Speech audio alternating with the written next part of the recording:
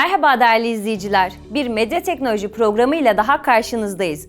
Bu hafta da teknoloji ve tasarım alanında yaşanan gelişmeleri ekranlara getirmeye devam edeceğiz. Vakit kaybetmeden haberlerimize başlayalım.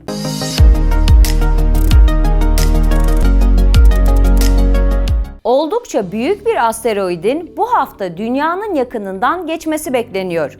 Uzmanlara göre gezegenimize çok yakın geçeceği için devasa göktaşını çıplak gözlerle görebileceğiz. Uzay bilimleri alanında çalışma yürüten bilim insanlarının tespitlerine göre söz konusu asteroid 1 kilometre uzunluğunda ve ABD'deki ünlü Empire State binasının yüksekliğinin 2,5 katı büyüklüğünde.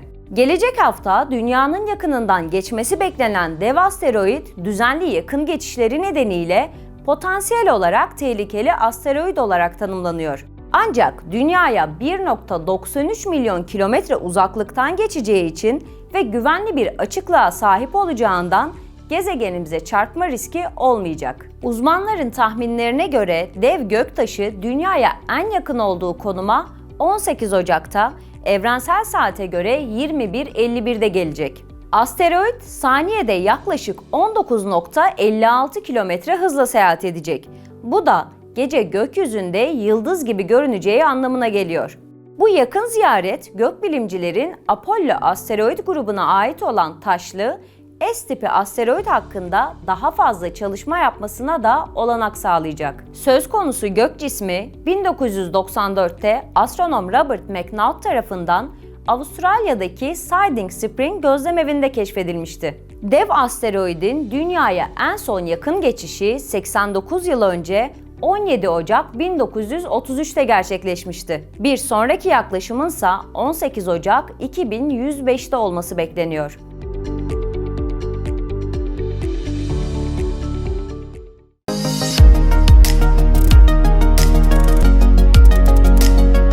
Yapay güneş teknolojisi üzerine çalışma yapan bilim insanları, güneşin çekirdeğinden 5 kat daha yüksek bir sıcaklık elde etmeyi başardılar. Uzunca bir süredir yapay güneş geliştirmeye çalışan Çinli bilim insanları, yaptıkları çalışmalardan önemli sonuçlar elde etmeye devam ediyor. Deneysel gelişmiş süper iletken tokmak olarak adlandırılan ya da kısaca yapay güneş veya EAST olarak tanıtılan sisteme ilişkin geçtiğimiz günlerde yeni sonuçlar elde edildi. Uzmanlar tarafından aktarılan bilgilere göre yapay güneş sistemi veya EAST, 17 dakikayı aşkın süre boyunca 70 milyon santigrat derecede çalıştırıldı. 17 dakikalık bu süre içerisinde elde edilen bu ısı aynı zamanda güneşin yaydığı ısının 5 kat fazlası anlamına geliyor. Çin'in yapay güneşi geçtiğimiz Mayıs ayında da tüm dünyayı hayrete düşüren bir rekora imza atmıştı. Mayıs ayında yapay sistem 1 dakika 41 saniye boyunca 120 milyon santigrat derece sıcaklıkta çalıştırıldı. Aynı deney içinde sistemden 20 saniye boyunca 160 milyon derece sıcaklık elde edilmişti. Yani yapay güneş sistemi gerçek güneşten 10 kat daha yüksek sıcaklık üretmeyi başarmıştı. Bu değerleri gördükçe göz korkutan EAST'in geliştirilme amacıysa yıldızlardan meydana gelen doğal reaksiyonları taklit ederek neredeyse sınırsız temiz enerji sağlamak. EAST'e yapay güneş denmesinin nedeni ise ulaşabildiği sıcaklıklar değil, gerçekten de yıldızımız güneşi taklit ediyor olması. Örneğin yakıt olarak hidrojen ve döteryum gazlarını kullanan gerçek güneşe güç veren nükleer füzyon reaksiyonunu birebir taklit edebilmesi, yapay güneş sisteminden elde edilen sonuçlardan biri olarak dikkat çekiyor. Bilim dünyasında oldukça ses getiren bu çalışmanın deneme aşamaları devam ederken, maliyetiyle ilgili sorular da gündemdeki yerini koruyor. Edinilen bilgilere göre Çin, bu projeye bugüne kadar 900 milyon dolardan fazla yatırım yapmış durumda.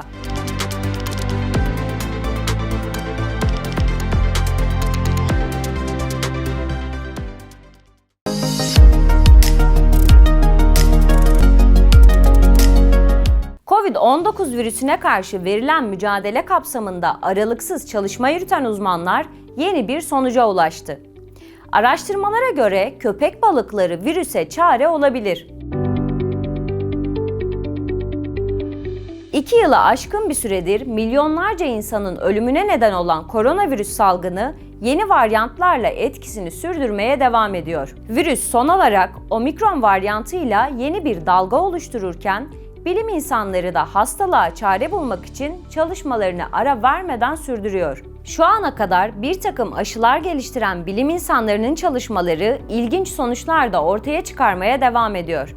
Bu ilginç sonuçlardan biri de İngiltere, Amerika ve Çin gibi büyük ülkelerde yayımlanan bilim dergisi Nature Communications tarafından paylaşıldı. Dergi, Wisconsin Madison Üniversitesi'nden bir grup bilim insanının köpek balıklarının COVID-19'a çare olabileceğine dair önemli bulgulara ulaştığını okuyucularıyla paylaştı. Derginin gündemine taşıdığı araştırmaya göre VNAR şeklinde bilinen ve köpek balıklarının bağışıklık sistemlerinden elde edilen küçük, antikor benzeri eşsiz proteinler COVID-19'a sebep olan virüsün varyantlarının ve ilişkili koronavirüslerin insan hücrelerine bulaşmasını önlüyor. Bahsi geçen köpek balığı VNAR'ları insan hücrelerine bulaşabilen fakat şimdilik sadece yarasalarda dolaşan Viv1 koronavirüsünü etkisiz hale getirebiliyor.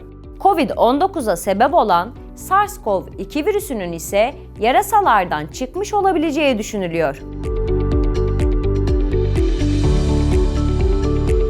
Uzmanlar hayvan türleri arasında bulaşan bu tür virüslere karşı önceden tedavi geliştirilmesinin söz konusu virüslerin insanlara sıçraması durumunda faydalı olabileceğini öngörüyor. Wisconsin Madison Üniversitesi'nde yapılan bu araştırmaya öncülük eden Aaron LeBeau, buradaki en büyük sorun insanlarda ortaya çıkmaya hazır şekilde bekleyen bir takım koronavirüslerin olması. Biz de köpek balığı VNAR'larından oluşan gelecekteki SARS salgınlarında kullanılabilecek tedavi amaçlı bir cephane hazırlıyoruz. Bir nevi geleceğe karşı sigorta gibi sözleriyle araştırmanın önemine dikkat çekti.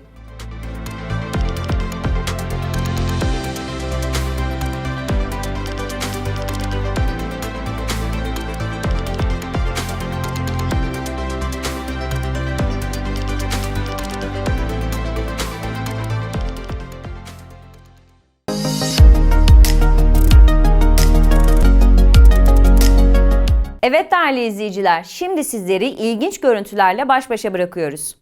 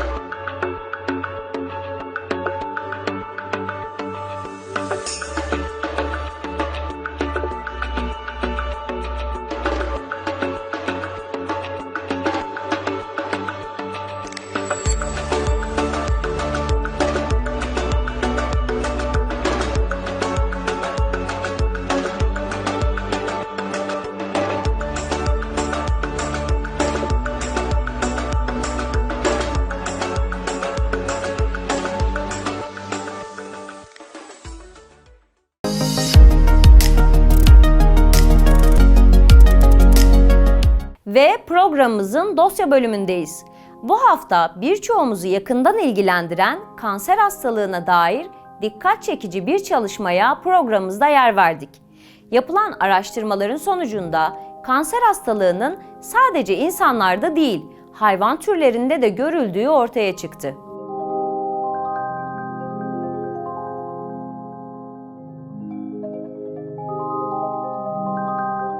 Yapılan tüm çalışmalara rağmen hala çaresi %100 bulunamayan kanser, 21. yüzyılın en ciddi hastalıklarından biri olmaya devam ediyor. Öyle ki hemen her yıl dünya genelinde binlerce insan bu hastalıktan dolayı maalesef yaşamını yitiriyor ve bugün yüz binlerce insan kansere karşı amansız bir mücadele veriyor.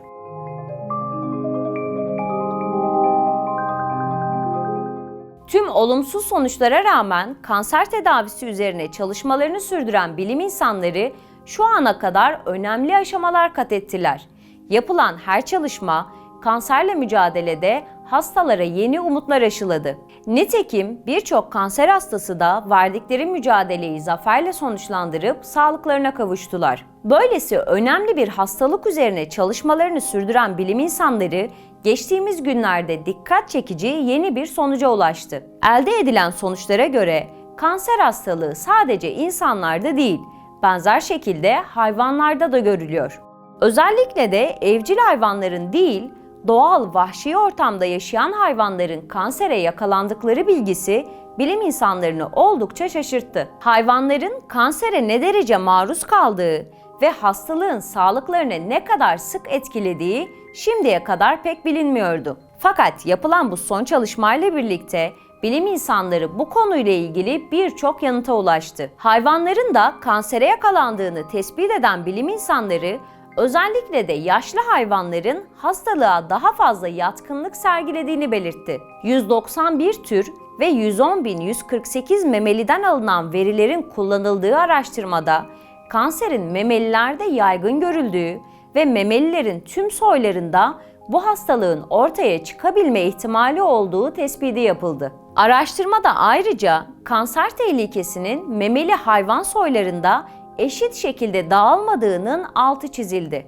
Örneğin yarasa, tilki ve dumanlı pars olarak bilinen etçiller kansere özellikle yatkınken toynaklı hayvanların bu hastalığa karşı yüksek direnç sergilendiği gözlemlendi. Bu gözlemin yanı sıra bilim insanlarına göre özellikle memeli hayvan tüketimi kanser riskini artıran faktörlerden biri olarak dikkat çekiyor. Kanserle ilgili yapılan bu çalışmanın dikkat çeken bir diğer detayı da hayvanlardaki tümör oluşumuna ilişkin.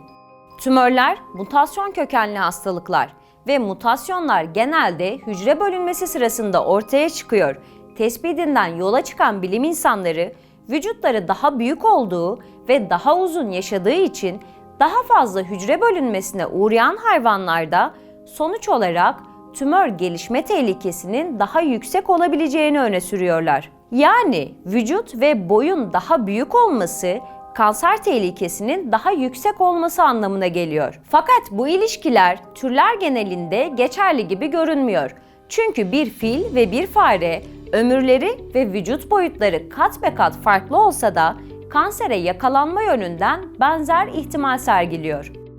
Vücut boyutunun ve yaşam beklentisinin kanser tehlikesi üzerindeki etkisinde görülen bu tutarsızlık Pareto paradoksu şeklinde biliniyor. Peki elde edilen bu tespitler ne anlama geliyor?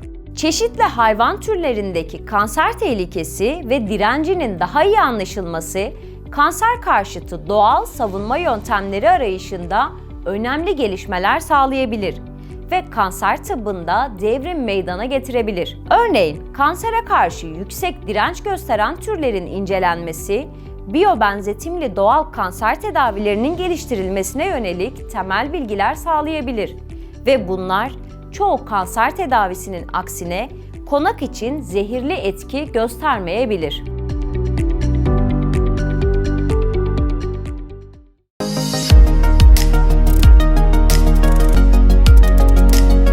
Evet değerli izleyiciler, bu haftada programımızın sonuna geldik. Haftaya yepyeni gelişmelerle ekranlarda olmaya devam edeceğiz. Hoşça kalın.